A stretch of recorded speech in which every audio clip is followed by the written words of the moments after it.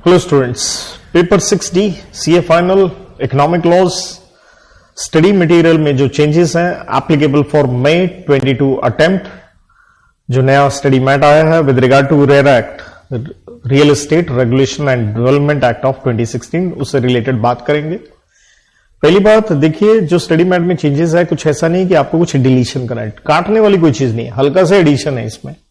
और मैं मेनली बताऊं इस एक्ट में कुछ नहीं है जी, दो केसेस, सिंपली दो केस इंस्टीट्यूट ने लिए और उनसे रिलेटेड अलग अलग जगह पे अलग अलग सेक्शन में उनके बारे में बात की गई है। तो ये एक हल्का सा इंसर्शन आपने करना है, मैं आपसे डिस्कस करने जा रहा हूं।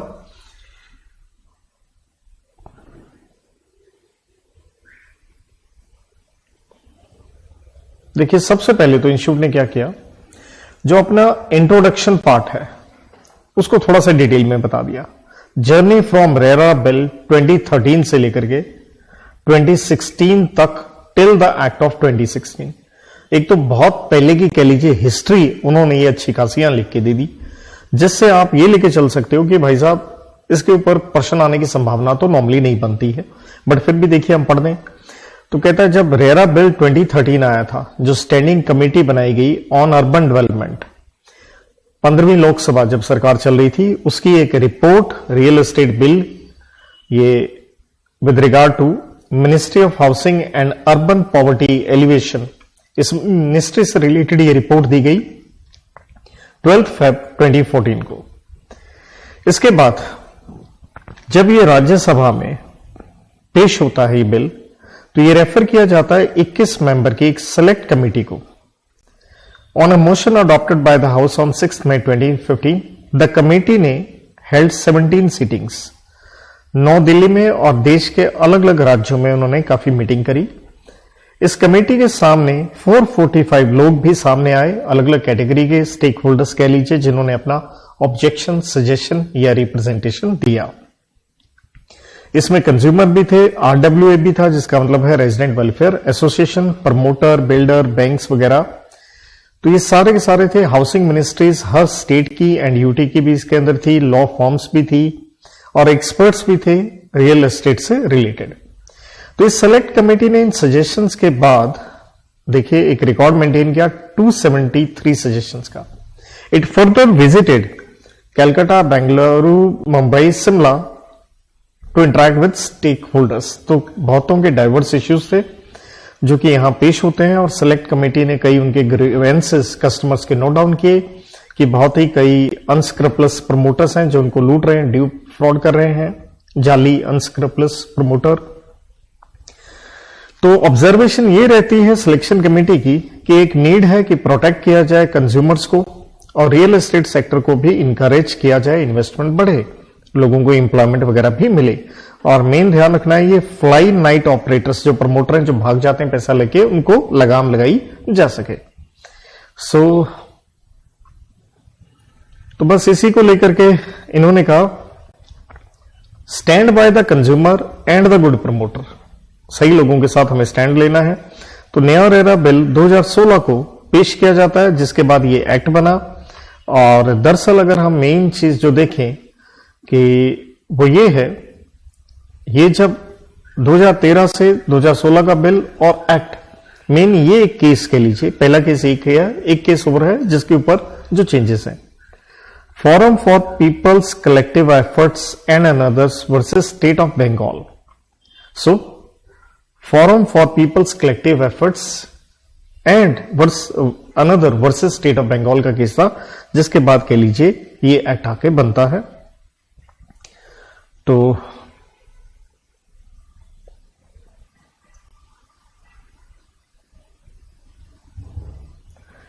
बाकी देखिए लगभग सेम वही है जो मैंने आपको पढ़ा भी रखा है। मेन ये कहें justification for enactment of RERA, again देखिए यही केस का नाम, forum for people's collective efforts versus state of Bengal की जस्टिफिकेशन क्या है इस एक्ट की। बस 3 इन्होंने एलिमेंट दिए, बस ये आपको ऐड करना है, 3 एलिमेंट और केस का नाम। एक स्टैंडर्डाइजेशन की जा सके लॉ से रिलेटेड, हर चीज से रिलेटेड। नंबर 2, हर चीज सेम हो सके, uniformity. Number 3, symmetry of information, कि जो भी प्रोजेक्ट्स हैं इससे रिलेटेड एक ढंग से एक इंफॉर्मेशन का एक सेटअप बनाया जा सके। 3 चीजों के ऊपर इन्होंने इस पे कहा। और साथ में देखिए अब ये है अगला केस, और ये है पेज नंबर 2.4 के अंदर। ये है next case, new take promoter versus end developer versus state of UP. New take promoter versus state of UP, जहां ये कहा गया क्या रेरा एक्ट रेट्रोस्पेक्टिव होगा या प्रोस्पेक्टिव होगा, और रेट्रोएक्टिव इन इट्स ऑपरेशन। तो नॉर्मली हम दो वर्ड देखते हैं, एक देखते हैं, देखिए रेट्रोस्पेक्टिव का मतलब होता है एक्ट आएगा कहां से, पास्ट इफेक्ट से या डेट कह लीजिए। एक वर्ड हम इस्तेमाल करते होते हैं प्रोस्पेक्टिव, कि एक्ट आज से शुरू होगा। तो 2016 का ये एक्ट है, तो स्टार्ट तो आज से होना चाहिए पहले से ही। तो ये एक्ट दरअसल रेट्रोएक्टिव है। रेट्रोएक्टिव का मतलब क्या है, देखिए जो प्रोजेक्ट ऑलरेडी कंप्लीट हो चुके हैं या जिससे रिलेटेड कंप्लीशन सर्टिफिकेट ऑब्टेन कर लिया गया है, तो उसके ऊपर तो ये एक्ट लगेगा नहीं। कहने का मतलब क्या है, चाहे कोई प्रोजेक्ट है आपका 2010 से चल रहा है लेकिन वो कंप्लीट ही नहीं हुआ हो, तो उसके ऊपर एक्ट लगेगा, यस लगेगा। तो इसलिए एक नाम या वर्ड इस्तेमाल किया गया रेट्रोएक्टिव। चाहे हमने ये पहले केस नहीं भी पढ़ा था, बट पढ़ा तो यही सब कुछ है, बस अब एक केस का नाम आ गया। तो इस तरह से कोई क्वेश्चन बनाए तो हमें ध्यान ऐसे, वैसे भी देखिए जो चेंजेस होते हैं वो इंपॉर्टेंट रहते हैं कि उनके ऊपर एक संभावना हम लेके चलते हैं कि पेपर में अगले पूछ सकते हैं। इसके बाद इस एक्ट में देखिए उन्होंने थोड़ा प्रियम्बल का जिक्र कर दिया। प्रियम्बल आप सारे जानते हैं, preface, object of the act. तो ये एक चीज और आप ऐड कर सकते हैं, दिस इज ऑन पेज 2.5। ये प्रियम्बल में क्या लिखा गया कि हम एक अथॉरिटी बनाएंगे, जो कि हम कहते हैं एक्ट आने के 3 महीने में स्टेट लेवल पे बनेगी, कि आपको बनानी है अथॉरिटी, रेरा अथॉरिटी, एक ऑब्जेक्ट या प्रियम्बल कह लीजिए। और दूसरा कि जो भी आप रियल एस्टेट का कोई भी प्रोडक्ट आप बेचेंगे, प्लॉट कहें, अपार्टमेंट कहें, बिल्डिंग कहें, राइट, तो वो एक ट्रांसपेरेंट मैनर में आपने करना है। ये हमने पहले पढ़ा हुआ है। आपने इंटरेस्ट कंज्यूमर्स के प्रोटेक्ट करने हैं, और एक एडजुडिकेटिंग मैकेनिज्म स्पीडी रिड्रेसल के लिए एस्टेब्लिश करना है, और उसके ऊपर ट्राइब्यूनल की एडजुडिकेटिंग अथॉरिटी का ऑर्डर ना पसंद हो, राइट। तो नॉर्मल पढ़ा आपने सब कुछ हुआ, बस बताना मेरी तरफ से जरूरी है कि ये स्टडी मैट में एक चेंज उन्होंने दिया है। लिखना चाहें तो आप लिख भी सकते हैं, बाकी इसमें कोई रॉकेट साइंस वाली बात नहीं है। इसके बाद पेज नंबर 2.17 के ऊपर इन्होंने कारपेट एरिया, जो हमने डेफिनेशन पढ़ी थी, जिसे हम बेसिकली कहते थे नेट यूजेबल एरिया, दीवारों के अंदर का इलाका, बस उस डेफिनेशन के साथ इन्होंने अलग से देखिए क्या किया, बस ये एक चीज लिख के दे दी, कारपेट एरिया क्या है, बिल्टअप एरिया क्या है, सुपर बिल्टअप एरिया क्या है। जिक्र हमने पहले भी किया हुआ है। तो कारपेट एरिया वाली डेफिनेशन के साथ या कहीं भी आप हल्का सा लिखना चाहें लिख सकते हैं। जैसे ये हल्का सा चार्ट देख लीजिए, कारपेट एरिया का मतलब क्या है, net usable area. Built up area का मतलब क्या हो गया, कारपेट एरिया में दीवारों का इलाका भी ऐड कर लो, और सुपर बिल्ट में क्या ऐड कर लो कि भाई carpet plus walls plus common area भी आप एड ऑन करेंगे, तो उसे हम कहेंगे सुपर बिल्टअप एरिया। बस हल्का सा ये एक चीज कि भाई 3 चीजें, carpet, built up area, super built area, जो इन्होंने पहले डेफिनेशन के साथ नहीं लिखा था स्टडी मैट में, अब लिख के दे रखा है। नॉर्मल हमने क्लास में पहले भी ये बात करी है। पेज नंबर 2.48 पे सेक्शन नंबर 18, जहां हम कहते हैं कि अगर आपको पोजीशन वगैरह नहीं दिया जाता तो उसके परिणाम क्या होंगे, तो हम कहते हैं इंटरेस्ट कॉम्पनसेशन वगैरह मिलेगा। तो इन्होंने ये पेज नंबर नेक्स्ट पे देखिए, वही case Newtech promoter versus state of UP, वही केस में ही कहा सुप्रीम कोर्ट का केस कि भाई साहब सेक्शन 18 के साथ जो इंटरेस्ट कॉम्पनसेशन वगैरह देना है, तो उन्होंने कहा कि भाई अगर आप ये डिफॉल्ट करते हैं तो अलॉटी रिफंड ले सकता है 1 पॉइंट, विद इंटरेस्ट लेगा 2 पॉइंट। नंबर 3, इसके अलावा वो कॉम्पनसेशन आपसे लेगा अंडर सेक्शन 18(2) एंड 3। नंबर 4, कि अगर वो अपना रिफंड नहीं लेना चाहता तो उसे इंटरेस्ट जरूर मिलना चाहिए हर मंथ के डिले जो हुआ पोजीशन देने में। बस ये केस में बताया गया कि सेक्शन 18 का जो मिलेगा कॉम्पनसेशन वो तो अलग है, प्लस आप रिफंड ले सकते हैं, इंटरेस्ट ले सकते हैं। अगर आप विड्रॉ नहीं करेंगे प्रोजेक्ट से तब भी डिले पे आपको इंटरेस्ट मिलना चाहिए। तो कुछ कह लीजिए इसमें इंस्टीट्यूट ने अपने स्टडी मैट में क्या किया, बस ये केस कह लीजिए, या कुछ एक कॉस्मेटिक चेंजेस जिसे मैं कहता हूं वो किए हैं। कॉस्मेटिक का मतलब क्या हो गया, पढ़ा हमने सारा ही हुआ, अब सब सेक्शन उन्होंने 1 2 3 ऐसे करके लिखे हुए हैं। तो कोई विशेष कोई बदलाव सब्सटेंशियल जैसे आदमी कहता है ना कि मैंने पढ़ा है, तो ऐसा कुछ नहीं है। On page 2.60 section number 40 again हम केस स्टडी के ऊपर ही बात करने जा रहे हैं। कुछ सेक्शन 40 में चेंज नहीं है। सेक्शन 40 किस पे था, आपने जो इंटरेस्ट या पेनल्टी या जो भी कॉम्पनसेशन आपके ऊपर इंपोज किया गया आपने देना है, चाहे वो एओ ने या अथॉरिटी ने या ट्राइब्यूनल ने, राइट, उसके ऊपर है कि आपसे रिकवर उसे करवाया जाएगा। कैसे रिकवर करवाया जाएगा, as arrears of land revenue. जैसे आपने सरकार का पैसा देना है तो वो आकर के आपके एसेट वगैरह उठा सकते हैं। लेकिन यहां केस स्टडी क्या है, केस स्टडी ये है, सेम वही case Newtech promoter developers limited versus state of UP, कि भाई साहब क्या अथॉरिटी के पास पावर है टू इशू रिकवरी सर्टिफिकेट, जो पैसे निकलवाने हैं, for the recovery of the principal.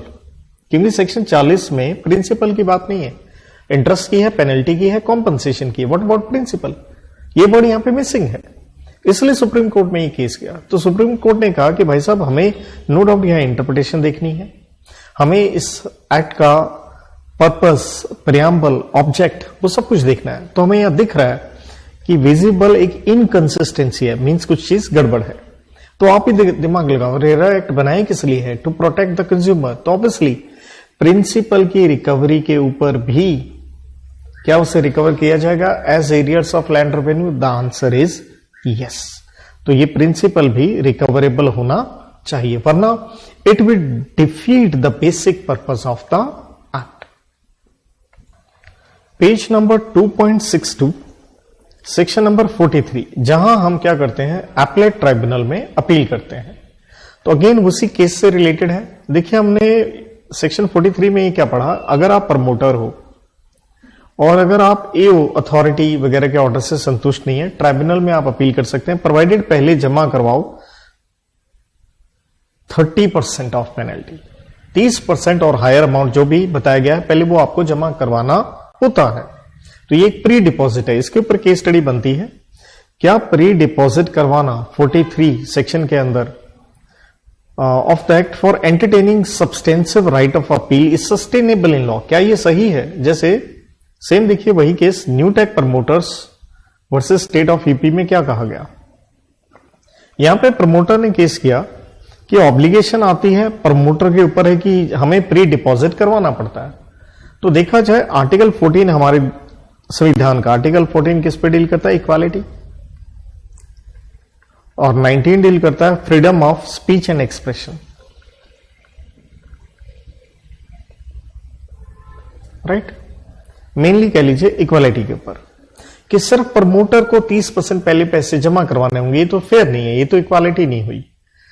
लेकिन देखिए ये एक्ट बनाई किसके लिए, कंज्यूमर्स को प्रोटेक्ट करने के लिए, रियल एस्टेट बायर्स को प्रोटेक्ट करने के लिए बनाया। तो इसलिए हमारा ये कहना कि ये कंडीशन उनके ऊपर डाल देना ये वायलेशन है संविधान का, बिल्कुल नहीं है। ये ऑनरस है, ऑनरस का मतलब बड़ा डिफिकल्ट है, नहीं ऐसा कुछ नहीं है, ये बिल्कुल सही प्रोविजन है, ये सुप्रीम कोर्ट ने हेल्ड किया। तो 43(5) के अंदर सेक्शन 43 कह लीजिए, उसके ऊपर जाकर के आप ये हल्का सा केस की ये 2 लाइनें अपने हैंड रिटन, सारा आपको हैंड रिटन मैंने लिखवाया, वहां जाके आप लिख सकते हैं। On page number 2.79 delegation section 81 में हम लोग पढ़ते हैं कि ऑब्वियसली कि पावर्स जो हैं डेलीगेट की जा सकती हैं। अगेन उसी के ऊपर है ये केस के ऊपर, same Newtech promoter versus state of UP. क्या सेक्शन 81 ऑथराइज करता है अथॉरिटी को कि वो डेलीगेट करे अपनी power to a single member of the authority to hear complaints under section 31 में कंप्लेंट की जाती है, राइट। तो कहता क्या आप ये डेलीगेट कर सकते हो अपनी power a single member of authority?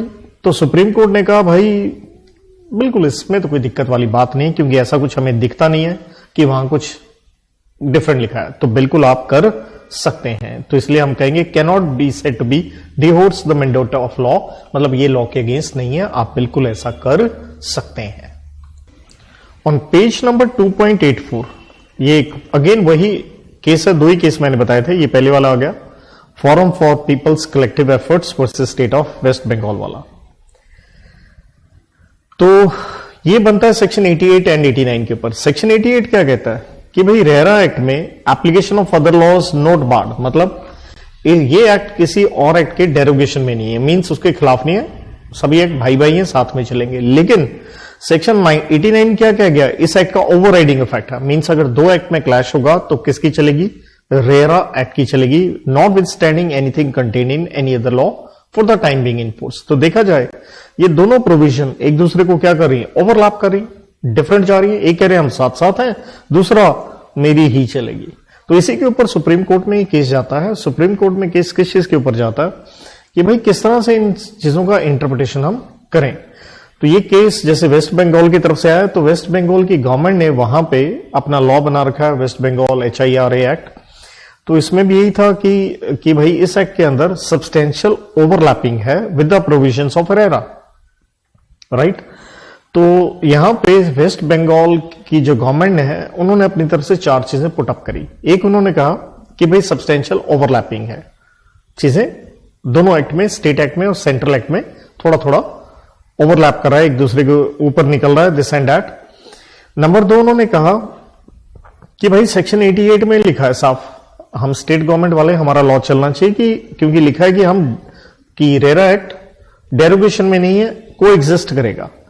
Thirdly, कहता जो इनकंसिस्टेंसीज हैं काफी माइनर नेचर के हैं, और जहां इनकंसिस्टेंसी है, जैसे रेरा एक्ट के खिलाफ जा रहा है वेस्ट बंगाल, तब तो क्लियर है, सेक्शन 89 लग गया कि जो रेरा एक्ट है वो प्रिवेल करेगा।